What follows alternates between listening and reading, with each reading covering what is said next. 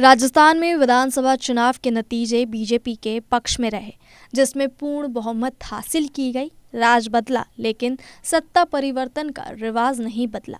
इस चुनाव में सीएम गहलोत खुद चेहरे थे और राजस्थान को राजनीति में महत्वपूर्ण माने जाने वाली मेवाड़ और वागड़ की 28 सीटों पर उनकी नज़र थी।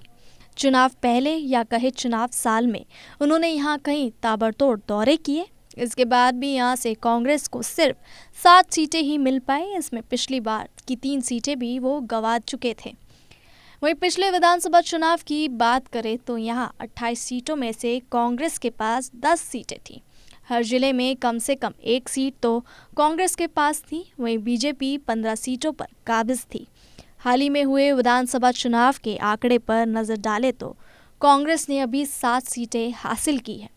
और वहीं खास बात यह है कि राजसमंद, चित्तौड़गढ़ और प्रतापगढ़ जिले में तो कांग्रेस को एक भी सीट नसीब नहीं हुई है।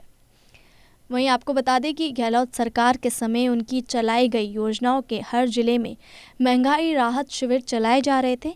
ये सब चुनावी साल में हुआ। वे इन शिविरों के माध्यम से मेवाड़ वागड़ की 28 विधानसभा सीटों में से लगभग सभी सीटों तक पहुंचे।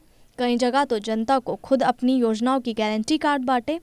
यही नहीं, चुनाव से कुछ हफ्तों पहले भी मेवाड़ और वागड़ में आते रहे। इसके बाद भी उनका और उनकी गारंटियों का जादू नहीं चल पाया और कांग्रेस को यहाँ करारी हार का सामना करना पड़ा। वहीं बीजेपी सरकार आने और गहलोत की मेवाड़ वागड़ में हार के पीछे लोगों में कई कारणों पर चर्चाएं की गई।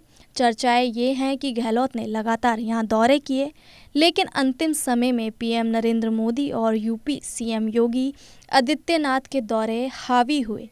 हालांकि आदिवासी एरिया बांसवाड़ा, डूंगरपुर में मोदी और योगी का फैक्टर काम नहीं आया, लेकिन मेवाड़ में बम्पर जीत हुई। साथ ही राजस्थान में हुए अपराध को देखते हुए, पेपर लीक प्रकरण और ध्यान में रखते हुए लोगों ने गहलोत सरकार के खिलाफ वोट दिए।